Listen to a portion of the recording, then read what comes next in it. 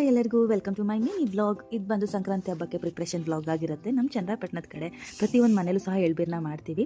ಹಾಗಾಗಿ ಒಂದು ವಾರ 10 ದಿವಸದ ಮುಂಚೆನೇ ಕೊಬ್ಬರಿ ಬೆಲ್ಲ ಹೆಚ್ಚಿ ಒಣಗಾಕ್ಲಿಕ್ಕೆ ಶುರು ಮಾಡ್ತೀವಿ. ನಾನು ಕೂಡ ಹಾಗೇ ರೆಡಿ ಮಾಡ್ಕೊತಾ ಇದ್ದೀನಿ, ಚಿಟ್ಟೆನ ಕೂರಿಸ್ಕೊಂಡು ಮಾತಾಡಿಕೊಂಡು. ಅದರಲ್ಲಿ ಕೊಬ್ಬರಿನ ಬೇಗ ಹೆಚ್ಚಿಬಿಟ್ಟೆ. ಬೆಲ್ಲ ಹೆಚ್ಚೋದು ತುಂಬಾ ಕಷ್ಟ, ಸ್ವಲ್ಪ ಲೇಟ್ ಆಗುತ್ತೆ. 1 ಅವರಲ್ಲಿ ಕೊಬ್ಬರಿ ಹೆಚ್ಚಿದ್ರೆ ಎರಡು ದಿನ ತೊಗೊಳ್ತೀನಿ ಬೆಲ್ಲ ಹೆಚ್ಚೋದಕ್ಕೆ. ಹಾಗೆ ಚಿಟ್ಟೆ ನೋಡಿ ಏನು ಚೆನ್ನಾಗಿ ಸ್ಮೈಲ್ ಕೊಟ್ಟಲು. ಹಾಗೆ ನಿಮ್ದೆಲ್ಲದು ಕೊಬ್ಬರಿ ಬೆಲ್ಲ ಎಲ್ಲ ಹೆಚ್ಚಾಯ್ತು ಅಂತ ಕಾಮೆಂಟ್ ಮಾಡಿ. ಹಾಗೆ ನೋಡ್ಬೋದು, ನಾನಿಲ್ಲಿ 3 ಕೊಬ್ಬರಿನ ಹೆಚ್ಚು ಆಲ್ರೆಡಿ ಒಣಗಾಕಿದ್ದೀನಿ. ಹಾಗೆ ನೈಟ್ ಊಟಕ್ಕೆ ಅಂತ ಹೇಳ್ಬಿಟ್ಟು ಅರವೆ ಸೊಪ್ಪನ್ನ ಬೇಯಕ್ಕಿಟ್ಟಿದ್ದೀನಿ. ಸೊಪ್ಪಿನ ಪಲ್ಯ ಮಾಡಿ, ಹಾಗೆಯೇ ಹುರುಳಿ ಕಾಳು ರಸಂ ಮಾಡಿದ್ದೆ. ಜೊತೆಗೆ ಲೈಟಾಗಿ ಚಿಕನ್ ಡ್ರೈ ಮಾಡಿ ರೈಸ್ ಮಾಡ್ಕೊಂಡಿದ್ವಿ. ನಾನು ಮಕ್ಕಳು 3 ಜನ ಇರೋದು ಹಾಗಾಗಿ.